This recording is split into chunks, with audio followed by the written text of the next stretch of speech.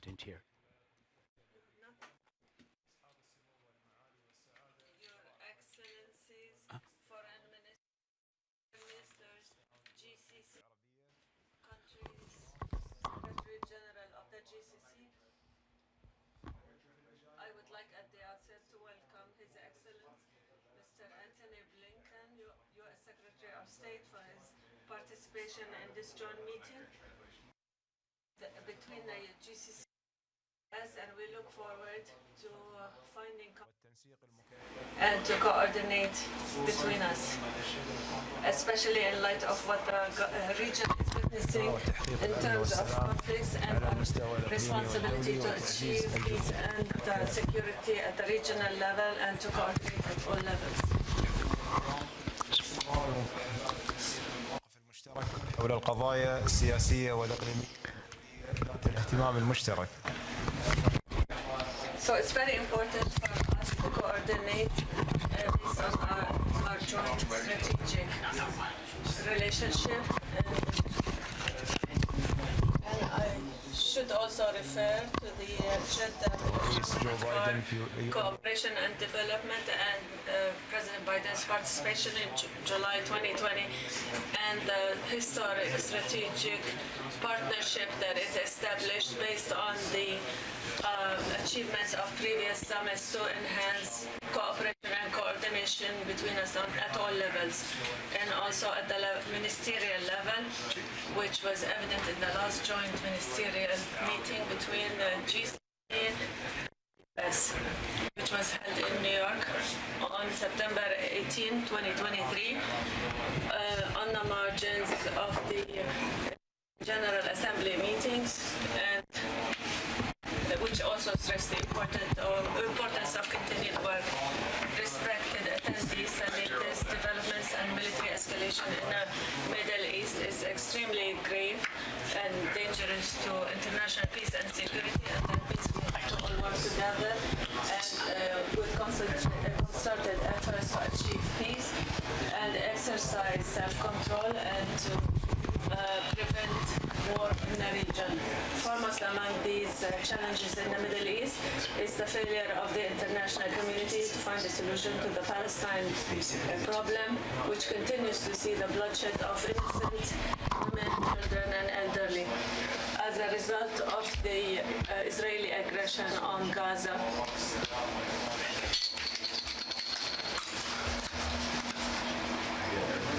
From here, I mean, the state of Qatar, of course, calling for a ceasefire and ends all the military processes and operations course, and to provide all humanitarian aids and relief aids as well. So the whole world must stand as one front as well, is not to use the humanitarian aids as a weapon, as a paper, so as to breach all the international resolutions. I would like to make sure and stress the importance that the state of Qatar will do its best, along with the other countries in the councils, towards the peace process as well, so as to serve the Palestinian and cause as well, and based on the very strong and solid situation of Qatar on behalf of the Palestinian cause as well, and we call for the just solution as well, based on the respect of the international law as well, and go back to the 1967 borders as well, so as to peace process will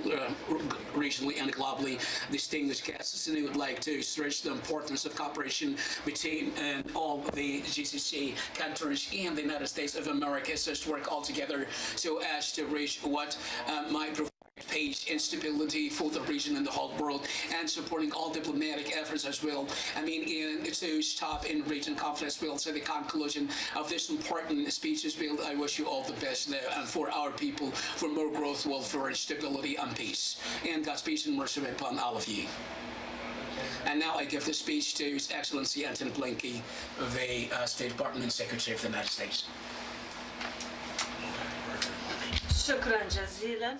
ودعوني أقول في البداية أنني شاكر جدا لأن أكون معكم هنا زملائنا الذين يتشاركون في مصلحة واضحة في تحقيق الاستقرار والأمن في المنطقة. هذا العمل أهم من أي وقت مضى، وبالطبع يأتي على خلفية الصراع بين إسرائيل وحماس والأعمال المتزايدة والمزعزعة للاستقرار من جانب إيران. أود أن أشكر رئيس دول مجلس التعاون الخليجي قطر، ولا سيما صديقي رئيس الوزراء ووزير الخارجية الثاني على جهوده الحثيثة في محاولة إيجاد طريق لتحقيق هدنة فورية وإطلاق سراح الرهائن في غزة. شكرا على كل ما تقومون به.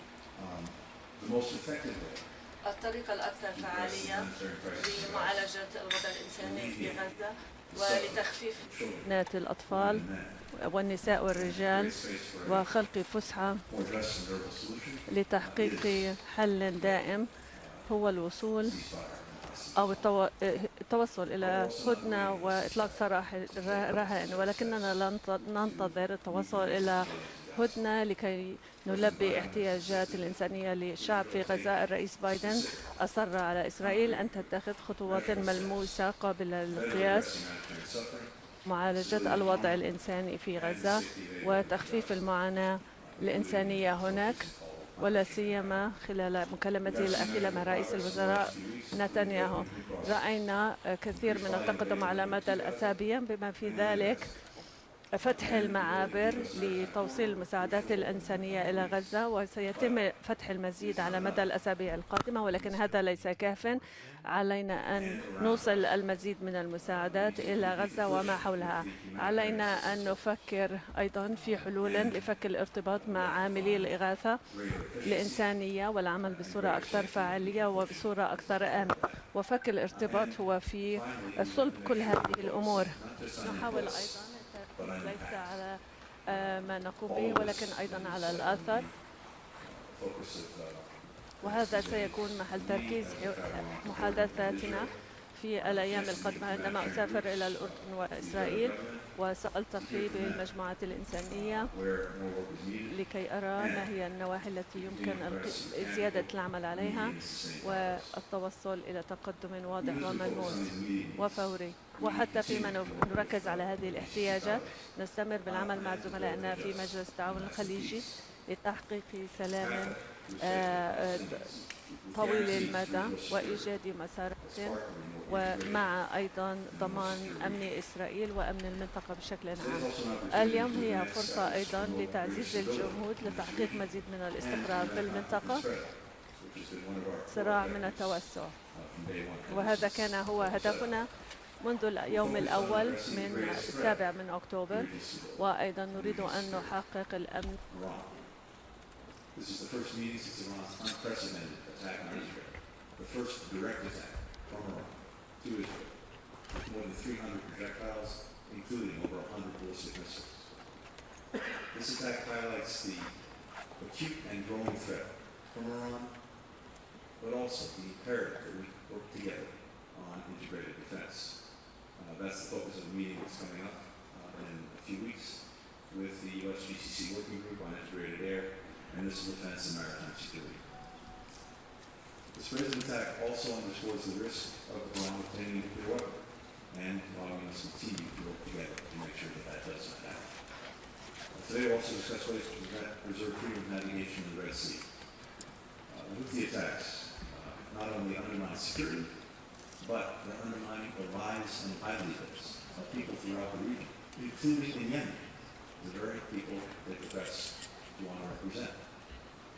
The costs of goods are going up, harder to get things into Yemen, including to the north where people so desperately need. We've seen many environmental catastrophes with the sinking of a ship that spilled oil and fertilizer. We've seen attacks on ships that were actually bringing food to the people of Yemen. And of course we have a larger impact on the global economy. So this needs to stop, and we will be resolute in doing everything we can to put a stop to it. We're working towards as well a diplomatic solution to conflict in Yemen and to meet humanitarian needs for all of its people.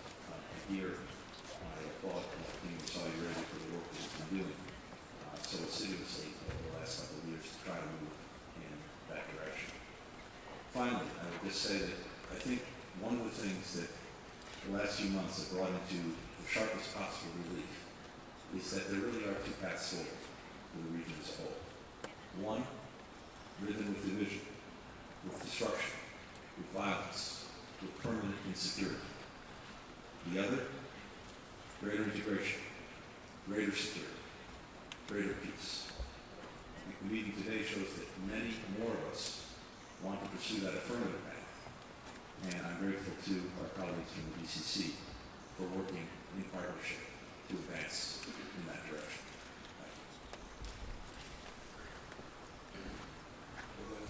شكرا سيد بلينكن على هذه الكلمة العالمية. شكرا. بسم الله الرحمن الرحيم. أصحاب السمو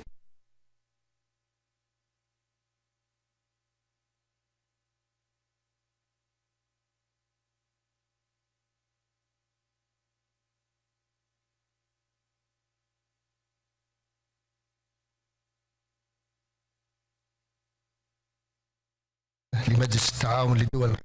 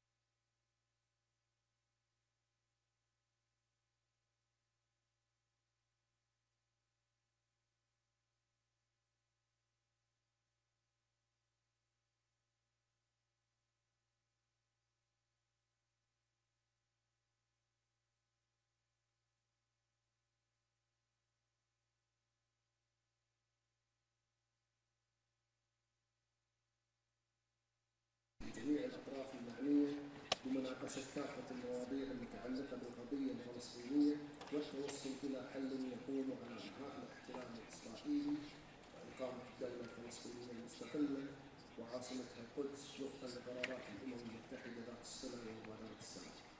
أصحاب السمو والمعالي والسعادة، أن استمرار التصعيد المتبادل بين إسرائيل وإيران ينذر بتفجر أوضاع في المنطقة وتوسع دائرة الصراع وتهديد الأمن والاستقرار، مما يتطلب من undermine regional security and stability. Hence, we call on all parties to exercise utmost self-control and resolve political dispute through diplomatic channels in order to avert the region and its people the dangers of war. We also express our grave concern over the escalating tensions in the Red Sea following the ongoing attacks by the Houthis on maritime navigation in the Bab el-Mandeb and the Red Sea area, which pose an unacceptable threat to the international trade, regional security, and international interests.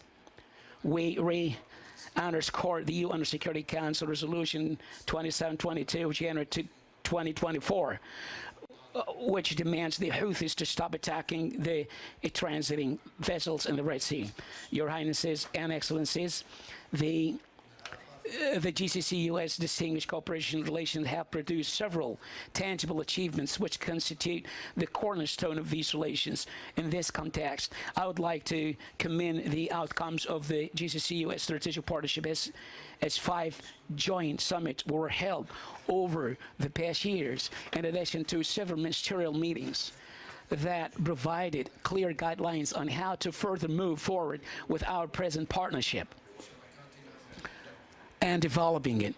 These ministerial meetings resulted in forming joint working groups on the following areas: working group on the integrated air missile defense system,